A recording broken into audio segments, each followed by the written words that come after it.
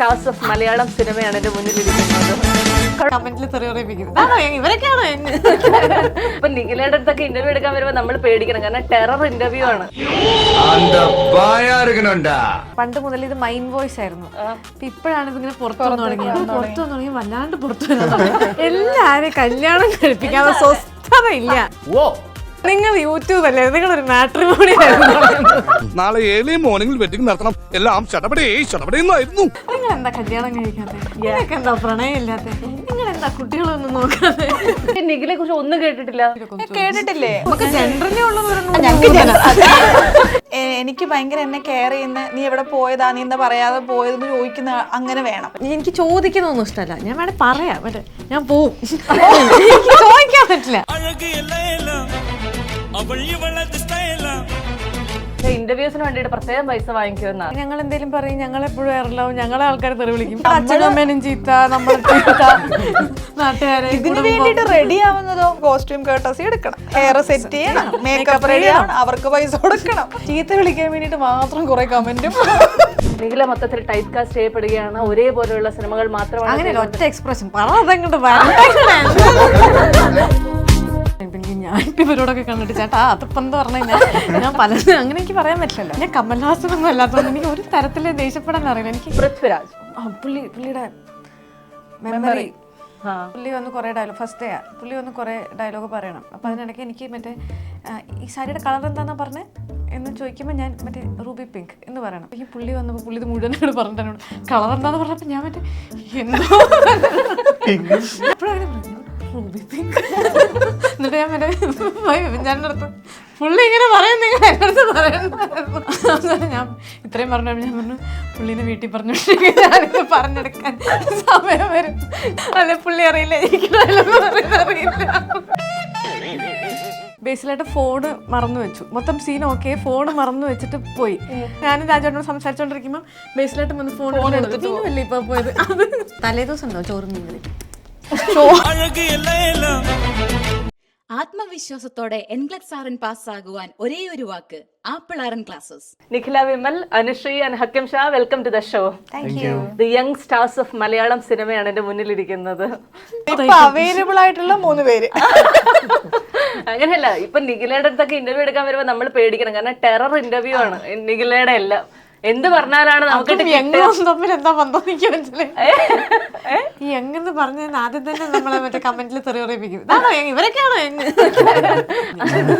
അല്ല, സത്യത്തിൽ എന്റെ ഒരു സംശയം വരട്ടെ, നിങ്ങളൊക്കെ കുറെ കാലം ഈ ഒരു ഷൂട്ടിംഗ് ലൊക്കേഷനിലൊക്കെ ഉണ്ടായിരുന്നല്ലേ, നിങ്ങൾ ബേസിക്കലി ഭയങ്കര തഗ്ഗാണോ അതോ നമുക്ക് ഇന്റർവ്യൂവിന് മാത്രം നൽകുന്ന സാധനങ്ങളാണോ? എന്റെ ബേസിക് പ്രശ്നങ്ങളിലൊന്ന് എനിക്കിങ്ങനെ പെട്ടെന്ന് ഇതിങ്ങനെ പണ്ട് മുതൽ ഇത് മൈൻഡ് വോയിസ് ആയിരുന്നു. ഇപ്പോഴാണ് ഇതിങ്ങനെ പുറത്തു വന്നു തുടങ്ങി വല്ലാണ്ട് പുറത്തു വരാൻ തുടങ്ങി. എനിക്കിത് കൺട്രോൾ ചെയ്യാൻ പറ്റുന്നില്ല, അറിയാണ്ട് വന്നു.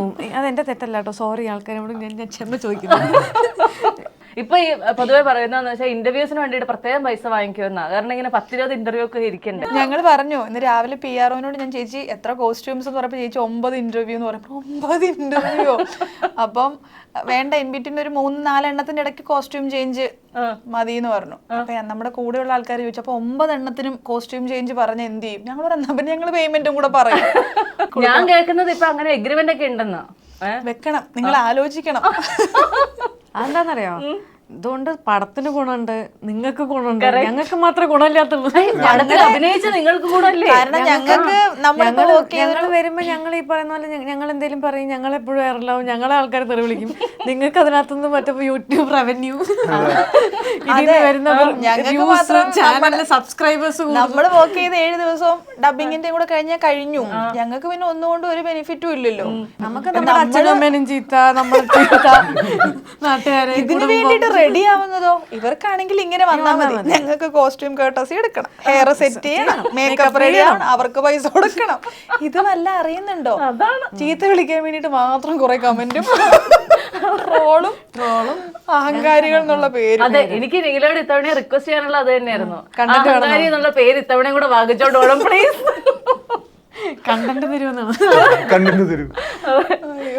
ഈ സിനിമയുടെ കഥ, ഇന്ന് വരെ സിനിമയുടെ കഥ കേൾക്കുന്നതിന് മുൻപ് തന്നെ യെസ് പറഞ്ഞത് നിങ്ങളിൽ ആരാണ്? ഞാനറിയും.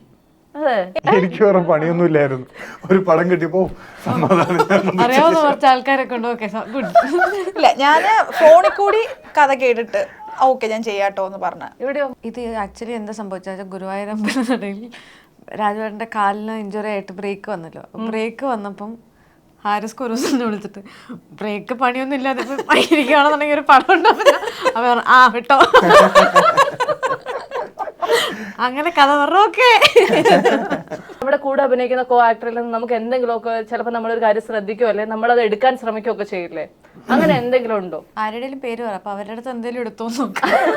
ഓക്കെ, പൃഥ്വിരാജ്.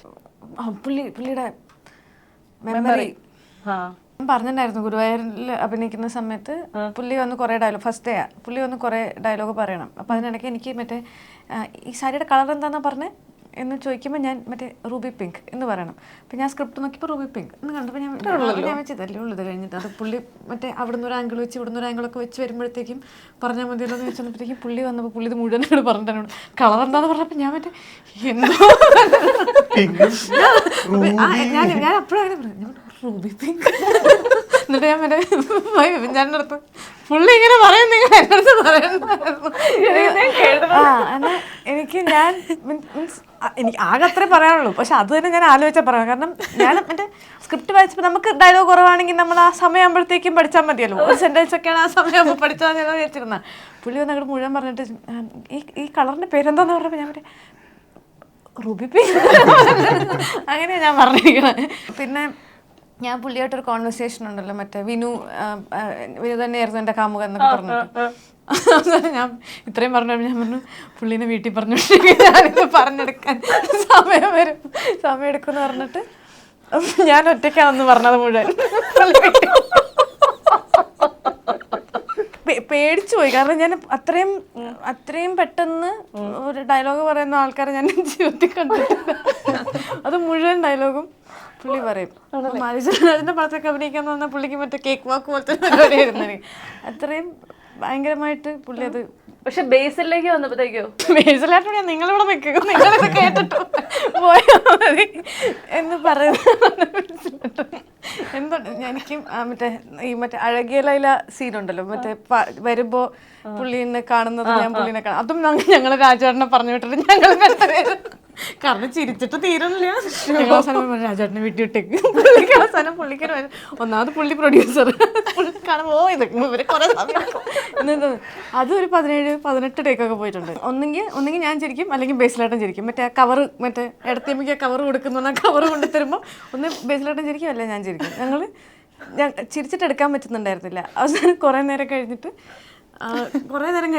പിന്നെ അത് കഴിഞ്ഞപ്പോൾ ബേസിലായിട്ട് ഫോണ് മറന്നു വെച്ചു. മൊത്തം സീൻ ഓക്കെ, ഫോണ് മറന്നു വെച്ചിട്ട് പോയി കഴിഞ്ഞപ്പോഴാണ് ഫോണ് മറന്നു വെച്ചു. അപ്പം ഇതിപ്പോൾ റീടേക്ക് പോയാൽ പാടുമല്ലോ. അപ്പോൾ മറ്റേ ഞാനും രാജേട്ടനോട് സംസാരിച്ചോണ്ടിരിക്കുമ്പോൾ ബേസിലായിട്ട് വന്ന് ഫോൺ എടുത്തിട്ട് ഇപ്പൊ പോയത് അത് പുള്ളി വന്ന് എടുത്തിട്ട് പോയി. അനങ്ങാൻ പറ്റില്ല, ചിരിയും വരുന്നത്. അവിടേക്ക് വന്നപ്പോഴും അവിടെ എന്തൊക്കെയാ സംഭവിച്ചിട്ടുള്ളത്? കുറെ ആൾക്കാർ കൂടെ അഭിനയിച്ചിട്ടുണ്ട്. ലാലേട്ടന്റെ കൂടെയും മമ്മൂക്കന്റെ കൂടെയും ഒക്കെ അഭിനയിച്ചിട്ടുണ്ട്. ലാലേട്ടനൊക്കെ ആണെങ്കിൽ നമുക്ക് തെറ്റിപ്പോയാലും നമുക്ക് ടെൻഷൻ ആവൂലോ, അയ്യോ നമ്മള് കാരണം ഒരെണ്ണം ഈ പറഞ്ഞതുപോലെ ഒരെണ്ണം തെറ്റിക്കഴിഞ്ഞു 2 ടേക്കായി, പിന്നെ നമ്മളൊരിക്കും ഞാൻ കാരണം ഇവരുടെ ക്ഷമ പോവും, മോശമായി പോവോ, എല്ലാരും എന്ത് വിചാരിക്കുന്നുള്ളൊരു സാധനം. പക്ഷെ അവരതിനെ ഡീൽ ചെയ്യുന്നൊരു രീതിയുണ്ട്. അത് കുഴപ്പമില്ല, പേടിക്കണ്ട ഒന്നും പറയൊന്നുമില്ല. പക്ഷെ നമുക്ക് പേടിയാ. കാരണം ഒരാൾ ഇത്രയും നന്നായിട്ട് പെട്ടെന്നൊക്കെ പഠിച്ചിട്ട് ഒരാൾ പറയുന്ന ഒരാൾ മുമ്പിൽ പോയി നിന്നിട്ട് നമ്മൾ എന്ന് പറയുമ്പോൾ ഒരു ബുദ്ധിമുട്ട് ആലോചിച്ചിട്ട് ഉള്ള പേടിയാ. എനിക്ക് തോന്നുന്നു ഹാർഡ് വർക്ക് ലൈക്ക് എല്ലാവരും ജനറലി നോക്കുമ്പോൾ ഭയങ്കര ഹാർഡ് വർക്കിംഗ് ആണ്. നമ്മൾ പുറത്തുനിന്ന് നോക്കി കാണുമ്പോഴല്ലേ, ഇപ്പോൾ ബസൂക്ക ചെയ്യുന്ന സമയത്ത് മമ്മൂക്ക രാത്രി 2 മണി 3 മണിക്കൊക്കെ ഫൈറ്റ് സീക്വൻസുകളൊക്കെ ചെയ്യാന്ന് പറയുമ്പോൾ അത് ബേസിക്കലി എനിക്കൊരു 3 ദിവസം നൈറ്റ് സീക്വൻസ് പോയി കഴിഞ്ഞാൽ ഞാൻ ഭയങ്കര ക്രാങ്ക് ചെയ്ത് തുടങ്ങും. എനിക്ക് പിന്നെ ദേഷ്യം വരും എന്ന് പറഞ്ഞാൽ സിനിമയോടല്ല, പൊതുവെ ഒരു ഇറിറ്റേഷൻ വരും. പക്ഷേ ഇങ്ങനെയുള്ള ലൈക്ക് സ്റ്റാർസിൻ്റെ ഒക്കെ നോക്കുകയാണെങ്കിൽ അവരാണെങ്കിൽ ലൈക്ക് ഭയങ്കര ക്ഷമയോടെ വന്ന് നിന്ന് ഭയങ്കര പ്രൊഫഷണലായിട്ട് കാര്യം ചെയ്തു പോവുക. അവർക്ക് അതിനകത്ത് വേറെ ഇല്ലല്ലോ, ഇവര് തന്നെ ചെയ്യണ്ടേ. എത്രയോ വർഷമായിട്ട് ഇത് തന്നെ ചെയ്തുകൊണ്ടിരിക്കുന്നത്. ഈ ഫിലിം സ്റ്റാർസ് എല്ലാവരും പ്രൊഡക്ഷൻ ഹൗസുകൾ തുടങ്ങുന്ന ഒരു കാലഘട്ടമാണല്ലോ. നിങ്ങളിൽ നിന്നൊക്കെ എന്നാണ് നമ്മൾ പ്രൊഡക്ഷൻ ഹൗസുകൾ പ്രതീക്ഷിച്ചത്? വീട് മേടിക്കാൻ പറ്റാത്ത പക്ഷെ സ്വന്തമായിട്ട് വീട് വാങ്ങിച്ചാണോ എടുക്കിരിക്കണ്ടേ? അപ്പൊ അടുത്തെന്താ? ആരും താമസിക്കാനില്ല. ഓ, ആരും താമസിക്കാനില്ലാത്ത ഞാൻ. ഇതൊന്നും നമുക്ക് മാറ്റാൻ പറ്റാത്ത പ്രശ്നങ്ങളാണ്. വീട് അത്ര ആൾക്കാരെ അതെ, എന്റെ വീടിന്റെ പാലുകാച്ചിനാണ് ആ വീട്ടിൽ അത്ര ആൾക്കാർ കയറിയിട്ടുള്ളത്. പിന്നെ ഞാനും ചിലപ്പോ എന്റെ അമ്മയും ചിലപ്പോ എന്റെ കസിൻസോ ആരെങ്കിലും. പട്ടിക്കുട്ടീനെ ഇവിടെ അങ്ങനെ കൊണ്ടുവരലില്ല, നമുക്ക് അത്രയും ട്രാവൽ ചെയ്യുന്നത് ഭയങ്കര പാടാണ്. അപ്പൊ ഞാനും ഈ പറഞ്ഞതുപോലെ ഇതേപോലെ എന്തെങ്കിലും പ്രോഗ്രാം വരുമ്പോ രാത്രി 2 മണിയാകുമ്പോ ആ വീട്ടിൽ പോയി കിടന്നുറങ്ങും. 7 മണിയാകുമ്പോ ഈ പ്രോഗ്രാമിന് വരും. തിരിച്ച് ഞാൻ നാട്ടിലെ വീട്ടിലേക്ക് പോകും. പേരൻസ് ഒക്കെ അവിടെ തന്നെ, അവരാരും ഇങ്ങോട്ട് വരില്ല. ഇല്ലാണ്ട് ഞാൻ തനിയെ അങ്ങനെ നിൽക്കൂല്ല. പിന്നെ എന്തിനായിരുന്നു ഈ വീടെന്നുള്ളതാണ് ഞാനിപ്പോ ആലോചിച്ചിട്ടിരിക്കുന്നത്. അതുകൊണ്ട് നീ വളരെ ആലോചിച്ച് വീട് വളരെ വിലപ്പെട്ട ഒരു ഉപദേശമാണ് കേട്ടോ. കാരണം വീടെന്നൊക്കെ പറഞ്ഞാൽ വലിയ ഇൻവെസ്റ്റ്മെന്റുകളാ. ഞാൻ ഇതുപോലെ, അതായത് ഇങ്ങനെ മേടിക്കാൻ പോകുമ്പോ ഇതുപോലെ ആരെങ്കിലും ഉപദേശിക്കും, അപ്പൊ ഞാൻ ഓക്കെ. അങ്ങനെയാണ് ഞാൻ. കഥ ഇന്ന് വരെയുടെ ടീച്ചർ കണ്ടു കഴിഞ്ഞപ്പോഴത്തേക്ക് മൊത്തത്തിൽ പ്രണയമാണ് നമ്മുടെ ഒരു വിഷയം. അപ്പൊ ഞാൻ നിങ്ങളോടൊരു റിക്വസ്റ്റ് തരികയാണ്, നിങ്ങളുടെയൊക്കെ ജീവിതത്തിലെ ഒരു പ്രണയ കഥ പറയാമോ എന്നുള്ളത്. എനിക്ക് അങ്ങനെ പറയാനും അറിയില്ല. നാണ്ടിക്കിരിക്കണം അനുശ്രീ തന്നെ അങ്ങ് തുടങ്ങി. ഞാനേ കണ്ണു കൊടുക്കാണ്ട് നോക്കി. എനിക്ക് ഞാൻ എന്ത് പറയുന്നത് ഞാൻ ആലോചിക്കും. നമ്മുടെയൊക്കെ ജീവിതത്തിൽ എന്തായാലും ഇഷ്ടംപോലെ പ്രണയങ്ങൾ ഉണ്ടായിട്ടുണ്ടോ? പ്രണയം ഉണ്ടായിട്ടുണ്ട്, അല്ലാണ്ട് പ്രണയിക്കാണ്ടൊന്നും ഇരുന്നിട്ടൊന്നുമില്ല. നടക്കാത്ത പ്രണയമാണെന്നേ ഉള്ളൂ. അതുകൊണ്ട് തന്നെ ഞാൻ പ്രണയിക്കുന്നു എന്ന് പറയുമ്പോ തന്നെ ആൾക്കാർ ചിരിക്കാൻ തുടങ്ങും. അതെന്താ അങ്ങനെ? എനിക്കറിയാൻ പാടില്ല. ഞാൻ ഈയിടെയായിട്ട് എന്റെ ഫ്രണ്ട്സ് എല്ലാം വളരെ ക്യൂരിയസ് ആണ്. ഞാൻ ആരെ കല്യാണം കഴിക്കും, ആര് കല്യാണം കഴിക്കും, അത് മാത്രം ചെയ്യില്ലെന്നേ ഉള്ളൂ ഞങ്ങള്. സത്യം. അതായത് നമ്മ അനുവിനെ കുറിച്ചാണെങ്കിലും ഹക്കിമിനെ കുറിച്ചാണെങ്കിലും ഒക്കെ എന്തെങ്കിലുമൊക്കെ റൂമേഴ്സ് ഒക്കെ ഇൻഡസ്ട്രിയിലൊക്കെ അങ്ങനെയല്ല, ഓരോരുത്തരെ പറ്റി എന്തൊക്കെ ഉണ്ടാവുമല്ലോ. പക്ഷെ നിഖിലെ കുറിച്ച് ഒന്നും കേട്ടിട്ടില്ല. എന്താ അങ്ങനെ? അത് എനിക്ക് അറിഞ്ഞൂടാ. ആരെങ്കിലും എന്നോട് വന്ന് എന്തെങ്കിലും കേട്ടിട്ടില്ലേ? ഒന്നും നീ കേട്ടിട്ടില്ല? എനിക്ക് പറയാൻ ഞാൻ കേട്ടിട്ടില്ല. ഏതായിരുന്നു? അല്ല ഞാൻ ജനറലി ഉള്ളത് എല്ലാവരുടെയും നിങ്ങൾക്ക് എല്ലാവർക്കും ഉണ്ണി പോകുന്നല്ലേ? എന്തല്ലേ അത്? പൊതുവേ കല്യാണം കഴിക്കാത്ത ആൾക്കാരുടെ എന്തെങ്കിലും ഒരു റീലോ അല്ലെങ്കിൽ അവർ സംസാരിക്കുന്ന ഒരു ഫോട്ടോയോ അത് ആരുമായിക്കൊള്ളട്ടെ, ഈ ആഴ്ച ഒരാളെ ചേർത്ത് പറഞ്ഞ് അവര് തന്നെ അടുത്ത ആഴ്ച അത് മാറ്റി പറയുന്നുണ്ട്. അവരുടെ മനസ്സ് നമ്മള് അംഗീകരിച്ചു കൊടുക്കേണ്ടതാണ്. അതെ. എന്താ അങ്ങനെ നോക്കിയിരിക്കുന്നത്? അറിയില്ല, എനിക്കില്ല അങ്ങനെ ഒന്നുമില്ല. അങ്ങനത്തെ ഒരു വികാരമേ മനസ്സിലൂടെ പോകാൻ ഭയങ്കര കുറവാ. ആണോ? എനിക്കങ്ങനെ അവൾ ആ ഏരിയയിലോട്ട് പോവാറില്ല. വെറുതെ ഒന്ന് സങ്കല്പിച്ച് നോക്കും, ഞാൻ ഭയങ്കരമായിട്ടൊന്ന് പ്രണയിക്കുന്നത് ഒരാളെ ചേട്ടാ ഞാൻ ഒരാളുടെ സ്ഥലത്ത് പോയിട്ട് വരട്ടെ എന്നൊക്കെ ഞാൻ ചോദിക്കണമെന്ന് ആലോചിച്ചൊക്കെ ഭയങ്കര വികാരം. അതുകൊണ്ട് എനിക്ക് തന്നെ അത്. പക്ഷെ ഞാൻ നേരെ ഓപ്പോസിറ്റ് ആയിട്ടോ. സത്യം. എനിക്ക് ഭയങ്കര എന്നെ കെയർ ചെയ്യുന്ന, നീ എവിടെ പോയതാ, നീ എന്താ പറയാതെ പോയതെന്ന് ചോദിക്കുന്ന അങ്ങനെ വേണം. ഇവള് പക്ഷെ നേരെ ഓപ്പോസിറ്റ്. ഞങ്ങൾ രണ്ട് ധ്രുവങ്ങളാണ്. എനിക്ക് ചോദിക്കുന്നൊന്നും ഇഷ്ടമല്ല. ഞാൻ വേണേ പറയാം, മറ്റേ ഞാൻ പോവും, ചോദിക്കാൻ പറ്റില്ല. അത് പെർമിഷൻ ചോദിക്കുന്നതല്ല ഞാനും പറഞ്ഞത്. പക്ഷെ ആ ഒരു സാധനം അവിടെ ഉണ്ടാവണം. പോയോ എന്താ പോവണ്ടെന്ന് പറഞ്ഞാൽ നമ്മൾ തിരിച്ചു പോയി പോയാല്. പക്ഷെ ആ ഒരു സാധനം അത് വേണമല്ലോ, അത് ഉണ്ടാവണമല്ലോ എന്നുള്ളൊരു തോട്ടുള്ള ഒരാളാണ് ഞാൻ. എനിക്ക് എന്റെ പ്രശ്നം നേരത്തെ വെച്ചാൽ എനിക്ക് ഇപ്പൊ എന്റെ വീട്ടിൽ നിന്നൊന്നും നമ്മളോട് അങ്ങനെ ചോദിക്കില്ലല്ലോ. ഇപ്പൊ നമ്മളിപ്പോ ഷൂട്ടിന് പോയാലോ അല്ലെങ്കിൽ വന്നാലും ഒന്നും അങ്ങനെ എന്താ വൈകിയേ അല്ലെങ്കിൽ അങ്ങനെയൊക്കെ അല്ലേ ചോദിക്കുള്ളൂ. അല്ലാണ്ട് മറ്റേ എവിടെ പോയതാ എത്ര നേരം അങ്ങനെ നമ്മളോട് ചോദിക്കില്ലല്ലോ. അപ്പൊ എനിക്ക് എന്റെ വീട്ടുകാർക്കില്ലാത്ത കൺസേൺ വേറൊക്കെ വേണ്ട. വിവാഹ ജീവിതം എങ്ങനെയുണ്ട് ചേട്ടാ? നന്നായി പോകുന്നു. അല്ല, വിവാഹ ജീവിതം ഞങ്ങള് 3-4 വർഷമായിട്ട് ഒരുമിച്ചാണ്. അപ്പൊ എനിക്കങ്ങനെ വലിയ മാറ്റമൊന്നും തോന്നില്ല, പഴയ പോലെ തന്നെ ഒപ്പിട്ടു പോയി. സിനിമ ഇറങ്ങുന്നതിന് ടെൻഷൻ ഉണ്ടോ? ഇല്ല. അങ്ങനെയാണ്. നിങ്ങളൊക്കെ ഷൂട്ടിംഗ് ലൊക്കേഷനിൽ ഭയങ്കരമായിട്ട് വിഷമിച്ച ഏതെങ്കിലും ഒരു സംഭവം ഉണ്ടോ? അതേതായിരുന്നു? ഇപ്പൊ റീസെന്റ് ഞാൻ വാഴ ചെയ്തപ്പോ നമ്മൾ ഇവിടെ എല്ലാം പെട്ടെന്ന് ചെയ്യുമല്ലോ, പെട്ടെന്ന്. അപ്പം മൂപ്പരുടെ വർക്കിംഗ് പാറ്റേണിൽ മൂപ്പര് ഒരു സീൻ ഫുള്ളാണ് എടുക്കുക. അതായത് ഷോർട്ട് വൈസ് അല്ല. അപ്പോൾ നമ്മൾ ആദ്യം മുതൽ അവസാനം വരെ മുഴുവൻ ഡയലോഗും നമ്മൾ പറയണം, എല്ലാ ആംഗിളിലും. അപ്പോൾ ഓരോ പ്രാവശ്യം വന്ന് പുള്ളി പറയുമ്പോഴും ഓരോ കറക്ഷനും പറയും. അപ്പോൾ ഇതെല്ലാം കൂടെ അങ്ങനെ മറ്റേ നമുക്ക് ഭയങ്കര അങ്ങനെ പ്രഷറൊക്കെ വന്ന് ടെൻഷനൊക്കെ വന്ന് സങ്കടമൊക്കെ വന്നിട്ടുണ്ട്. മീൻസ് നമുക്ക് പിന്നെ അത് ശീലമാവും. അതൊക്കെ 2 ദിവസം നമുക്കത് ശീലമല്ലേ. നമ്മളൊരു ഷോട്ടിന് വേണ്ടി ഏത് ഷോട്ടാണ് ഇപ്പം ഇത് മുറിച്ചിട്ടാണ് എടുക്കുക, ഇത്ര പറഞ്ഞാൽ മതിയോ എന്നൊക്കെ നമ്മൾ വിചാരിക്കുമല്ലോ. നിഖില, അതായത് ഈ ഗുരുവായൂർ അമ്പലത്തണ്ടയിലും നുണക്കുഴിയൊക്കെ കൂടെ വന്നു കഴിഞ്ഞപ്പോഴത്തേക്കും എല്ലാവരും പൊതുവെ പറഞ്ഞു നിഖില മൊത്തത്തിൽ ടൈപ്പ് കാസ്റ്റ് ചെയ്യപ്പെടുകയാണ്, ഒരേപോലെയുള്ള സിനിമകൾ മാത്രമാണ്. ഒറ്റ എക്സ്പ്രഷൻ എങ്ങനെ പറയും? ഞാനൊന്നും അതെ എല്ലാത്തിനും ഉള്ളത് പറയട്ടെ. എല്ലാത്തിലും ഒരേപോലത്തെ എക്സ്പ്രഷൻ, ഒരേപോലെ മറ്റേ ദേഷ്യപ്പെടുന്നു, അങ്ങനെ തന്നെ ഇരിക്കുന്നു. ഇത് തന്നെ മാത്രമേ അറിയുള്ളൂ എന്നുള്ള ഒരു പൊതുവെ പേര് വന്നിരുന്നു. അതിനെന്ത് പറയും? പ്രത്യേകിച്ചൊന്നും പറയാനില്ല. ഇപ്പൊ ഞാൻ ഇവരോടൊക്കെ കണ്ടിട്ട് ചേട്ടാ അതിപ്പോ എന്താ പറഞ്ഞു ഞാൻ പലതും അങ്ങനെ എനിക്ക് പറയാൻ പറ്റില്ലല്ലോ. പക്ഷെ ദേഷ്യപ്പെടാനല്ലേ പറ്റുള്ളൂ. 10 തരത്തിൽ ദേഷ്യപ്പെടാൻ ചിലപ്പോ പറ്റുമോ? എനിക്ക് അതിനുള്ള ഞാൻ കമൽഹാസനൊന്നും അല്ലാത്തതുകൊണ്ട് എനിക്ക് ഒരു തരത്തില് ദേഷ്യപ്പെടാൻ അറിയില്ല. എനിക്ക് എല്ലാത്തിനും നമുക്കൊക്കെ ഒരു സ്റ്റോക്ക് ഉണ്ടാവും, ഇത്രത്തേക്കെ ഉള്ളൂന്ന്. എനിക്ക് നാണം വരില്ല, എനിക്ക് ഭയങ്കര ബുദ്ധിമുട്ട്. എനിക്ക് അറിയില്ല, എനിക്ക് നാണം വരാൻ. എനിക്ക് പണ്ടേ സിനിമയിൽ നാണിക്കാന്ന് പറഞ്ഞു കഴിഞ്ഞാൽ എന്നോട് താഴെ നോക്കി ചിരിക്കാം. ഞാൻ ഇങ്ങനെ ചിരിക്കുമ്പോഴാണ്, അതാണ് എന്റെ നാണം. എനിക്ക് സിനിമയിൽ അഭിനയിക്കുമ്പോൾ വരാത്ത 2 സാധനങ്ങൾ, ഒന്ന് നാണം വരില്ല, പിന്നെ എനിക്ക് ചിരിക്കാൻ പറ്റില്ല. അല്ലാണ്ട് ഇപ്പൊ എന്നെ കാണുമ്പോൾ ഞാൻ ഭയങ്കരമായിട്ട് ചിരിക്കില്ലേ, ഡബ് ചെയ്യുമ്പോൾ എനിക്ക് ചിരിക്കുന്നതിന് ഒച്ചയില്ല, മറ്റേ പൊട്ടിച്ചിരിക്കുമ്പോൾ അതില്ല.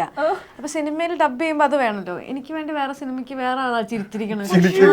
എനിക്ക് മറ്റേ ചിരിക്കുമ്പോ അപ്പൊ കാറ്റ് മാത്രമേ വരുള്ളൂ. വേറെ ആൾക്കാർ എനിക്ക് വേണ്ടി ചിരി ഡബ് ചെയ്തിട്ടുണ്ട്. പക്ഷെ ഈ 2 സാധനം ഭയങ്കര ഈസി ആയിട്ട് ചെയ്യുന്ന ആളാണ് നടുക്കിരിക്കുന്നത്. എനിക്ക് ചിരിയേ ഉള്ളൂ. സിനിമ അല്ലായിരുന്നു നിങ്ങളുടെയൊക്കെ പ്ലാൻ ബി എന്തായിരുന്നു? ഞാൻ പട്ടാളത്തിൽ പോയത്. എനിക്ക് 2 ഓപ്ഷൻ ആയിരുന്നു. ഒന്നില്ലെന്നുണ്ടെങ്കിൽ NDA പോവാ, ഡിഫൻസ് അക്കാഡമി പോയി ഓഫീസർ ലെവൽ എന്തെങ്കിലും പരിപാടി, അല്ലെങ്കിൽ ആക്ടിങ്. അപ്പൊ കുറെ ആയിരുന്നു ആലോചിച്ച്. ഭയങ്കര ക്രൂഷ്യൽ സ്റ്റേജാണ് നമ്മൾ ഏത് തിരഞ്ഞെടുക്കുന്നത്. അങ്ങനെ അവസാനം ഞാൻ പിന്നെ സിനിമ തന്നെ എടുത്തു.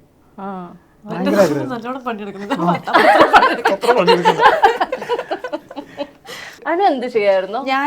എനിക്ക് 10th വരെ ടീച്ചർ ആവണം എന്നുള്ളൊരു ആഗ്രഹം ഭയങ്കരമായിരുന്നു. അത് മേ ബി ടീച്ചർമാർ ഈ സാരിയൊക്കെ കൊടുത്ത് ഭയങ്കര രസമായിട്ട് വന്നു പഠിപ്പിക്കുന്നതും അടിക്കുന്നതും ഒക്കെ കണ്ടിട്ടുള്ള ഒരു കൊതിയാണെന്നാണ് തോന്നുന്നത്. പക്ഷെ +1 +2 ഭയങ്കരമായിട്ട് NCC ഭയങ്കര ആക്റ്റീവ് ആയിരുന്നു NCCയിൽ. അപ്പൊ അതുകൊണ്ട് അതില് ആർമി കേഡറ്റ് ആയിരുന്നു. സോ മിലിറ്ററിയില് അതാ ഞാൻ മിലിറ്ററി എന്ന് പറയുമ്പോൾ ഞാൻ പെട്ടെന്ന് ഉള്ളിലൊരു പുളകം വീണത് കണ്ടില്ല. കാരണം അതിലോട്ട് അല്ല, നമ്മൾ അതിനകത്ത് വൺസ് നമ്മൾക്ക് അതിനകത്തൊരു പാഷൻ തോന്നിക്കഴിഞ്ഞാൽ ഭയങ്കരമാണ്. ഇപ്പൊ ഞങ്ങളുടെ അടുത്ത് ഒന്ന് വെയിലത്തിറങ്ങി ഒന്ന് ഷൂട്ട് ചെയ്യാൻ പറഞ്ഞ് നമ്മളിങ്ങനെ അയ്യോ ടാൻ അടിക്കുവോ എന്ന് ആലോചിക്കും. പക്ഷെ +1 +2 ഞങ്ങളുടെ ഓരോ ഫോട്ടോ കണ്ടു കഴിഞ്ഞാൽ, ക്യാമ്പൊക്കെ കഴിഞ്ഞിട്ടുള്ളത് കണ്ടു കഴിഞ്ഞാൽ കറുത്ത് ഞാൻ RD കേഡറ്റ് ആണ്. 2000 വേറെന്തോ ഭാഷ സംസാരിക്കുന്നവരില്ലേ? എനിക്ക് മിലിറ്ററി എന്നൊക്കെ പറഞ്ഞ എന്തോ സാധനങ്ങളൊക്കെ മറ്റേ കിട്ടും എന്നങ്ങനെയൊക്കെ. ഇവിടുത്തെ ഒരു പരിപാടിയിൽ എനിക്ക് അതേ അറിയുള്ളൂ. എനിക്ക് മറ്റേ മിലിറ്ററിയും ഞാൻ NCCയിലൊന്നും ഉണ്ടായിരുന്നില്ല. ഞാൻ മറ്റേ ഡാൻസിലായിരുന്നു. ഡാൻസർ ഉണ്ട്. അത് തന്നെ ഡാൻസ് സ്കൂളുണ്ടല്ലോ, അതെങ്ങനെ ഏറ്റെടുത്ത് ഒരു പണിയില്ലേ ഞാൻ അത് തന്നെ. പക്ഷെ അപ്പൊ അങ്ങനെയാണെങ്കിൽ കഥ ഇന്ന് വരെ വിളിച്ചപ്പോഴത്തേക്കും നിങ്ങളുടെ ആദ്യത്തെ ഒരു റിയാക്ഷൻ എന്തായിരുന്നു? എനിക്ക് തോന്നുന്നു നിഖിലയൊക്കെ ഇന്നായതിനു ശേഷമാണ്, എനിക്കൊന്ന് ആദ്യത്തെ പോസ്റ്റർ ഒക്കെ വന്നതിന് ശേഷമാണെന്ന് തോന്നുന്നുണ്ട്. അങ്ങനെയാണ് വിഷ്ണു ചേട്ടൻ എന്നെ വിളിച്ചിട്ട് ഞാനൊരു പടത്തിന്റെ കാര്യം പറയാനുണ്ട് എന്ന് പറഞ്ഞപ്പോൾ ഞാൻ ഇതാണെന്ന് വിചാരിക്കുന്നില്ല. കാരണം ഇതിന്റെ ഓൾറെഡി അവര് എല്ലാം അനൗൺസ് ചെയ്തല്ലോ, ബിജു ചേട്ടൻ നിഖില എന്നൊക്കെ പറഞ്ഞിട്ട്. മേതുദേവിക്ക് ചേച്ചി ഉണ്ടായിരുന്നു. ഞാൻ ആലോചിക്കുന്നത് ഇതും കഴിഞ്ഞിട്ടുള്ള ഏതോ സിനിമ എന്നുള്ളതാണ്. അപ്പൊ ഞാൻ ചോദിച്ചു ആരാണ്, വേറെ ആരൊക്കെയാണെന്ന് ചോദിച്ചപ്പോഴത്തേന് ഹക്കീമിന്റെ പേര് പറഞ്ഞപ്പോൾ എനിക്ക് ആ പ്രണയവിലാസം ഞാൻ കണ്ടിട്ടുണ്ട്, പക്ഷെ എനിക്ക് പേര് ആ സമയത്ത് അറിയില്ല. അപ്പൊ എൻ്റെ അടുത്ത് പറഞ്ഞു ഇതിലെ ഈ ക്യാരക്ടർ ചെയ്ത ആളാന്ന് പറഞ്ഞപ്പോൾ ഞാൻ പറഞ്ഞു അയ്യോ എനിക്ക് ഭയങ്കര ഇഷ്ടപ്പെട്ട ഒരു ക്യാരക്ടറാണ് ആ സിനിമ. കാരണം ആ സിനിമ ഞാൻ ആ ഇടയ്ക്കാണ് കണ്ടത്. അപ്പൊ അത് ഓർത്തിരിക്കാൻ കാരണം അതിലൊരു ക്യാരക്ടർ ചെയ്തതിന്റെ പേര് അനുശ്രീ എന്നാണ്. ആ മരിച്ചു പോന്ന അവരുടെ പേര് അനുശ്രീ എന്നാണ്. അപ്പൊ അതുകൊണ്ട് എനിക്ക് ഓർമ്മയുണ്ട്. അപ്പൊ ഞാൻ പറഞ്ഞു അയ്യോ നല്ല ആക്ടറാ, എനിക്ക് ഭയങ്കര ഇഷ്ടപ്പെട്ടു. ഇരുത്തിക്കൊണ്ട് പറയല്ലോ എനിക്ക് ഭയങ്കര ഇഷ്ടം, അതുകൊണ്ടാണ് ഞാൻ പറഞ്ഞത്. ഈ ഇന്റർവ്യൂന്ന് എനിക്ക് കിട്ടിയ ഒരു ടേക്ക് എന്താണെന്നറിയോ? ഇനി എന്തെങ്കിലും ഒരിക്കൽ ഒരു സുപ്രഭാതം നമ്മൾ കേൾക്കും നിഖില വിമൽ വിവാഹിതയായെന്ന് പറഞ്ഞിട്ടൊരു സാധനം വരില്ലേ? അന്ന് ഞാനിങ്ങനെ ഭയങ്കര ആകാംക്ഷയോടെ നോക്കും അപ്പുറത്തിരിക്കുന്ന ആളാരാണെന്ന്. കാരണം ഇതെല്ലാം പറയുന്ന ആള് എവിടെയാണ് വീണു പോയത് എന്നറിയാനായിട്ട്. വേറെന്തോ വരായിരുന്നു, അങ്ങനെ നോക്കായിരുന്നു. എന്തായാലും അങ്ങനെയൊക്കെ പറയുമ്പോഴും ഒരുപാട് പ്രണയങ്ങളുള്ള സിനിമകളൊക്കെ സ്ഥിരമായി ചെയ്തുകൊണ്ടിരിക്കുന്ന നിഖിലയുടെ ഉള്ളിന്റെ ഉള്ളിൽ പ്രണയമുണ്ടെന്നൊക്കെ നമുക്ക് അറിയാം. ഉണ്ടാവട്ടെ ചെയ്തെങ്കിൽ അതിന്റെ വിത്തൊക്കെ അങ്ങോട്ട് പാകം അങ്ങോട്ട് അതന്നെ. അങ്ങനെ പാകി അതൊരു മരമായിട്ട് വളർന്നു വരട്ടെ. എന്നല്ലെങ്കിൽ കണ്ണൂര് സദ്യ ഉണ്ണാൻ വരാൻ പറ്റുള്ളൂ. കണ്ണൂര് വന്നാൽ ഞാൻ സദ്യ വാങ്ങിത്തരാം. അല്ല ഇവളെപ്പോഴും നമ്മളിപ്പോ ഓണത്തിന്റെ സമയപ്പോ സദ്യ എന്ന് പറയുമ്പോ ഇവര് പറയും ഇവർക്ക് മറ്റേ സദ്യക്ക് നോൺ വെജ് ഉണ്ട് എന്ന് പറയും. ഞങ്ങളുടെ അവിടെ സദ്യക്ക് ഉണ്ടാവില്ല, തലേദിവസം ഉണ്ടാവും ചോറും മീൻകറി. ചോറ് മീൻകറിയാണോ തലേന്ന് രാത്രി തിന്നുന്നത്? മൊത്തം വേറെ കേട്ടോ. അപ്പൊ ഇവള് കല്യാണം കഴിച്ചേ പറ്റുള്ളൂ ഞങ്ങൾക്ക് അതൊന്ന് എക്സ്പ്ലോർ ചെയ്യാൻ വേണ്ടിട്ട്. അങ്ങനെ ആ വിവാഹ ദിനത്തിലേക്ക് കണ്ണിൽ എണ്ണ ഒഴിച്ച് നമുക്ക് നോക്കിയിരിക്കാം. ഞങ്ങളുണ്ട് അപ്പൊ കഥ ഇന്ന് വരെ സെപ്റ്റംബർ 20 ആരെ കല്യാണം കഴിപ്പിക്കാൻ സ്വസ്ഥതയില്ല. നമ്മുടെ നിങ്ങൾ യൂട്യൂബ് അല്ലേ, നിങ്ങളൊരു മാട്രിമോണി അത് കഴിഞ്ഞാലോ ഇനി എന്നാണ് രണ്ടുപേരും രണ്ട് വഴിക്കാവുന്നത്? അല്ല, അല്ലെങ്കിൽ 2 കുട്ടികളുണ്ടാവും. കല്യാണം കഴിച്ചിട്ട് എങ്ങനെയുണ്ട്? ഞാൻ കഴിച്ചു. എനിക്ക് എന്റെ അനുഭവം ഇതാണ്. നിങ്ങളുടെയൊക്കെ അനുഭവം എങ്ങനെയാണ്? നിങ്ങൾ എന്താ കല്യാണം കഴിക്കാത്ത? നിങ്ങൾക്ക് എന്താ പ്രണയം ഇല്ലാത്ത? നിങ്ങൾ എന്താ കുട്ടികളൊന്നും നോക്കാതെ? ഓക്കെ, അപ്പൊ ആ ദിവസത്തിലേക്കായിട്ട് നമ്മളെല്ലാവരും കാത്തിരിക്കുക. സെപ്റ്റംബർ 20 ഏതായാലും കഥ ഇന്ന് വരെ റിലീസ് ആവുകയാണ്. ഇവരുടെ ഒന്നും മനസ്സിൽ പ്രണയം ഇല്ലെന്ന് പറയുമ്പോഴും നിറയെ പ്രണയമുള്ള ഒരു സിനിമ വരികയാണ്. അപ്പൊ എല്ലാവരും തിയേറ്ററിൽ തന്നെ പോയി കാണട്ടെ. എല്ലാം വൻ വിജയമാകട്ടെ. ചേട്ടാ ഒന്ന് ചിരിക്ക് ചേട്ടാ. Thank you so much. Thank you so much. Thank you. ആത്മവിശ്വാസത്തോടെ എൻഗ്ലക്സ് ആർ പാസ്സാകുവാൻ ഒരേ ഒരു വാക്ക്, ആപ്പിൾ ആർ ക്ലാസ്സസ്.